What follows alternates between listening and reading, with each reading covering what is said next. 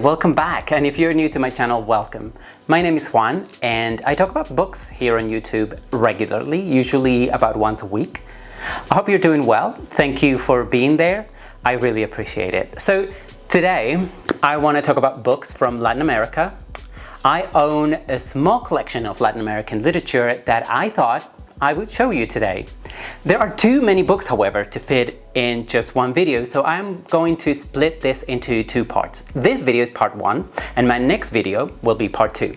This idea is just an excuse to talk about Latin American literature more broadly and make some recommendations, but I think it might be a good idea if I explained briefly what Latin American literature is. Now, to me, the Latin American literature label is perhaps too broad, but I still think that it makes sense to use it in some contexts. Why too broad? Well, for one thing, Latin America encompasses 20 different countries and has a population of about 650 million people, most of which speak either Spanish or Portuguese.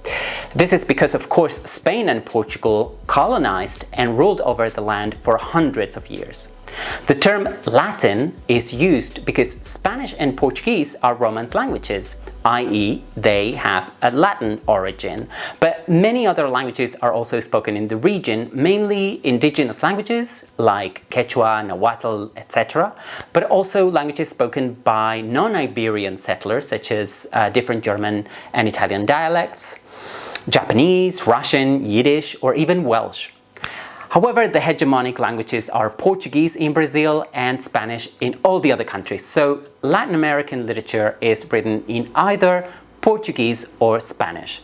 The term Latin America itself is also relatively recent in historical terms. I think it only comes from the middle of the 19th century. Is it useful or reductive? I leave that up to you to decide.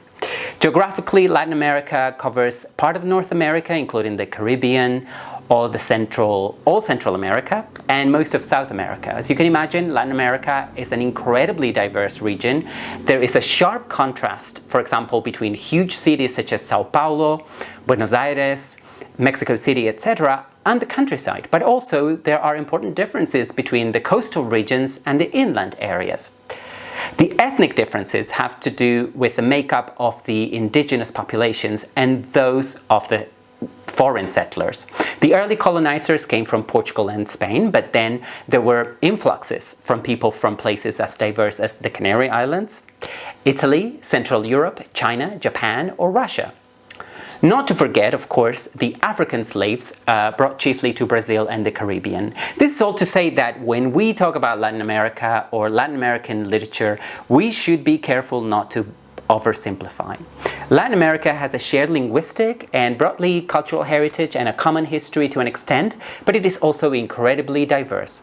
I am lucky that I can speak and read both Spanish and Portuguese, so I can read Latin American literature in its original version, but some authors from the region are so acclaimed that it is easy to find their works translated into English and indeed other languages. Although the books I'm going to show you in this video are in Spanish or Portuguese, when available, I have linked to them in English as well as in the original languages in the description box below. If you buy any books from my links, I will receive a small commission. It will not cost you any extra, but you will be supporting my channel, which would be incredibly nice of you. Thanks. So without further ado, let me show you my collection of books from Latin America, which I have gathered here. And I might as well start with Jorge Luis Borges, the master. This Argentinian writer was born in 1899 and died in 1986. He's one of the most influential Latin American authors of all time. He also wrote essays and poetry, but to me, he's the ultimate short story writer. Earlier this year, I found this hardback edition that contains all his stories. This collection is a compilation of all the books of short stories, including fictions and the Aleph, which I also own separately. But in the hardback collection, It's also included stories from a history of universal infamy, The Book of Sand, and Shakespeare's Memory and other books. Now, the stories in this collection span many decades, from the 1930s to the 1980s. The last time I read Borges was Fictions and the Aleph last year, which I had read before, and I know I read The Book of Sand and A Universal History of Infamy a long time ago. I might make it one of my reading projects for next year to read all Borges' stories chronologically, and I would also like to read some of his poetry and other writings. I know that Borges has many devoted readers around the world, so if you have any suggestions for me, please let me know in the comment section below. I will be very thankful. Now, Borges is a giant of world literature. Read his work attentively and then make up your mind about it. I promise you it will be worth it. Okay, the second book I want to show you is this fantastic edition of Hopscotch, or in Spanish, Rayuela, by the Argentinian writer Julio Cortázar. Hopscotch was first published in 1963, and it is probably one of the most important novels written in Spanish in the 20th century. Cortázar wrote this novel in Paris, where most of the novel is also set. Famously, there are several ways in which you can read this book. Hopscotch is divided into 155 chapters. You can read it like any other novel, from cover to cover, of course, but you can also read it in any random order that you choose. Just pick any random chapter and read it. And when you're done reading that, you can then pick another random chapter, and so on and so on. But Cortázar himself, proposed two ways of reading Hopscotch. You could read it sequentially from chapter 1, but stop in chapter 56 and not read the rest of the novel. That is what I have done so far with this novel. But one day I would like to do the other reading that Cortázar proposed, which is by following the table of instructions that you will find in every edition of this novel, and which tells you which chapters and in which order you should read them. If you follow the table of instructions, there will be chapters that you will not read. And that begs the question of why include chapters in your novel if you think that they are expendable. But then who wouldn't want to read the chapters that the author includes but asks you not to read? It is all, of course, a big game, and you have to be willing to play along if you want to enjoy your reading experience. This is a novel that requires a high level of willingness and investment from the reader. I think I just need to read it again, but I would recommend Cortázar's short stories. Because he's probably one of the best short story writers of all time. Unfortunately, I don't own any of his short story collections in physical book form, but I'd love to. I started reading Cortázar as a teenager, and he's just one of the best, and a must read if you want to get into Latin American literature and understand what came after him. Okay, next, I want to show you my collection of novels by Roberto Bolaño.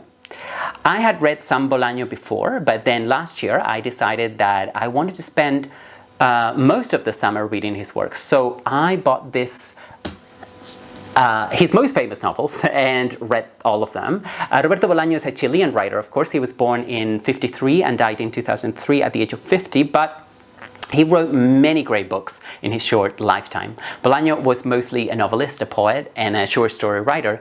He lived in Catalonia, in Barcelona, for many decades until his death, but he spent his youth in Mexico, and that left a mark in his fiction, most notably in his masterpiece, The Savage Detectives, or in Spanish, Los Detectives Salvajes, which was first published in 1998. Now, this novel is unlike anything else I have read. I could not compare it to any other novel by a Latin American writer. I have read The Savage Detectives twice already and would love to read it again. And if it were a shorter novel, I think I would read it at least once a year. I love this book so much, and yet I find it hard to talk about it or express how I love it because it is so complex. But I'll try to describe The Savage Detectives without any plot spoilers, of course, so you can get an idea of what to expect from it. So this novel has three distinct sections. In the first section, a 17-year-old boy named Juan Garcia Madero, who wants to be a poet, narrates narrates how he became interested in a group of poets that call themselves the visceral realists.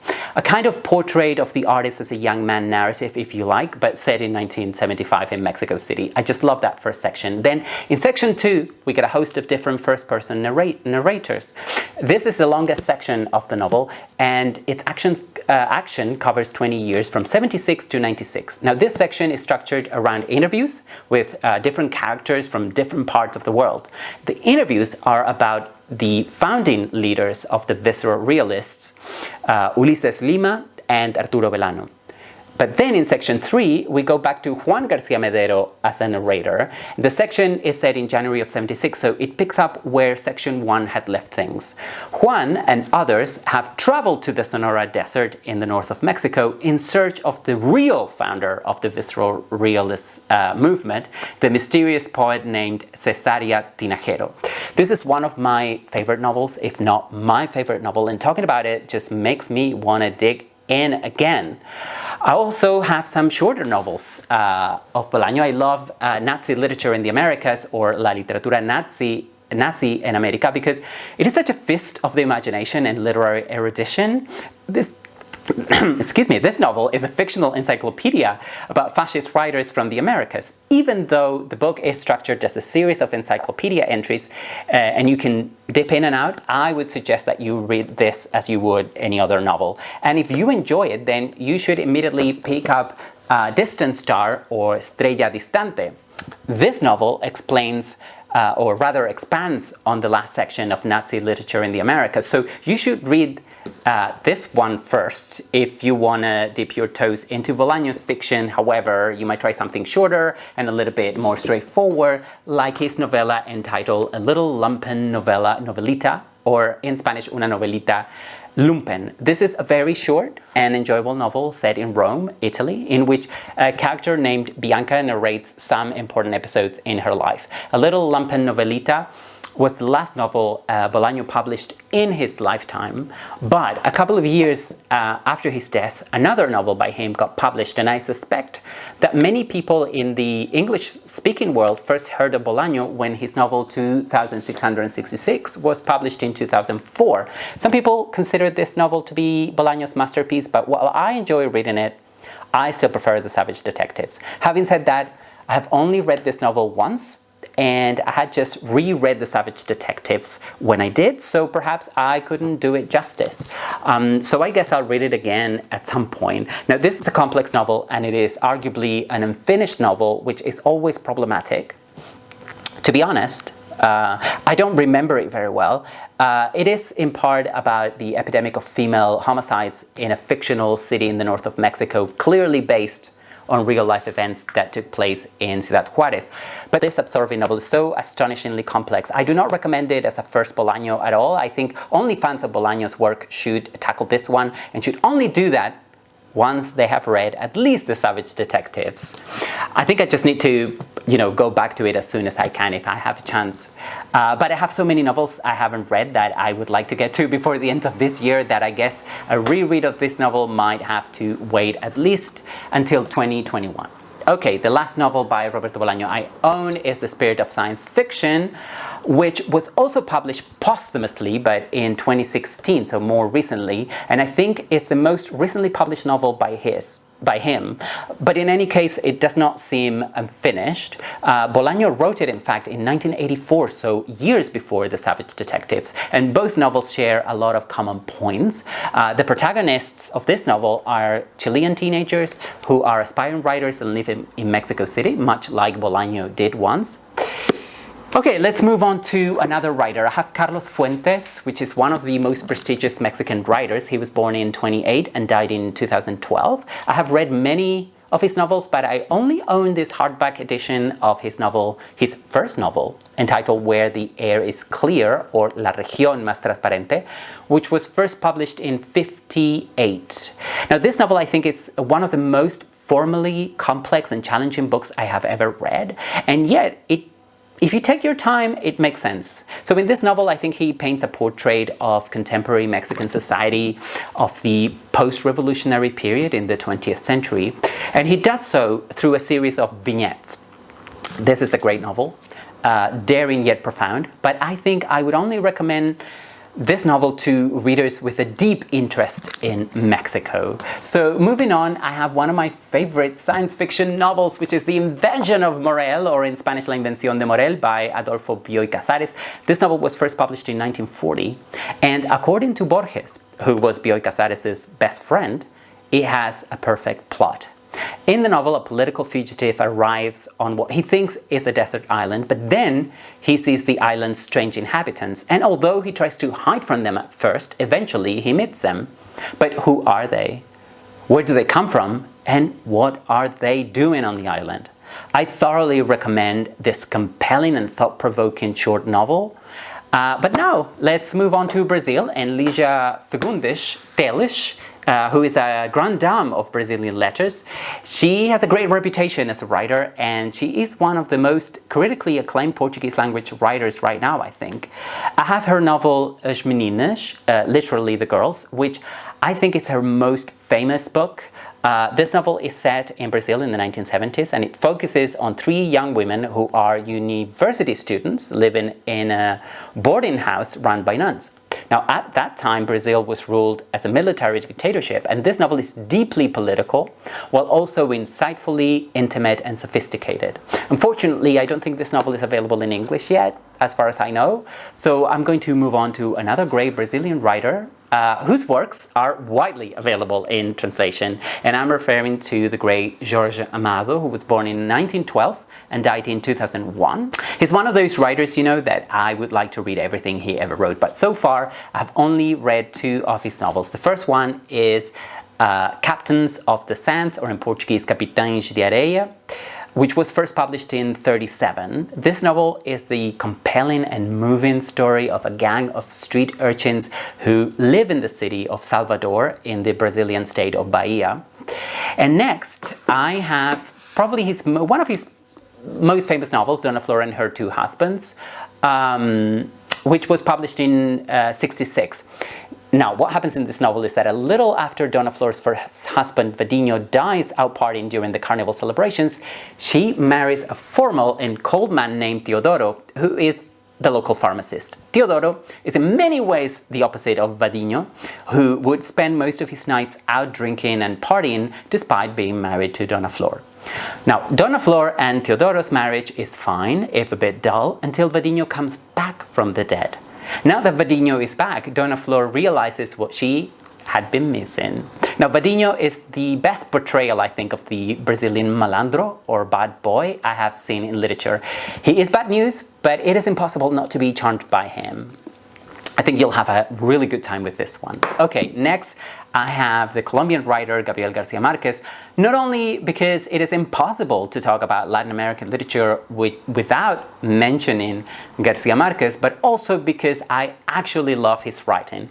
I own this illustrated edition of 100 Years of Solitude, which is his most famous novel, no doubt. I quite like the illustrations here in this novel, but they are a little bit spoilery because they are always placed before the episodes that they're supposed to illustrate happen in the novel. And the same thing happens with this other edition I own of Love in the Time of Cholera. But going back to 100 Years of Solitude, you know, this was Garcia Marquez's breakthrough novel, and it was first published in 1967, okay?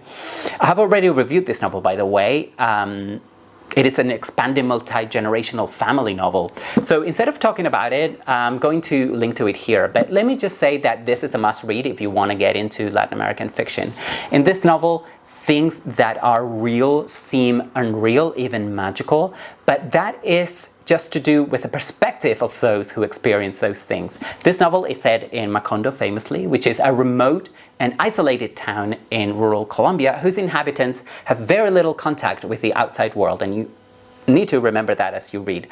Religion and superstition are important to those people. So this is a novel of biblical proportions. It does have its detractors, of course, but for many people, it is the Bible of Latin American literature, okay? And the other novel I own by Garcia Marquez, as I said before, is Love in the Time of Cholera, which first came out in 1985, which, you know, at which time Garcia Marquez was already a as a household name. This novel is a touching love story that lasts 5 decades, and the novel is built around the idea that being in love is like being ill. So in English, you know, we have that word, love sickness, and in this novel, Garcia Marquez makes being lovesick into physical sickness.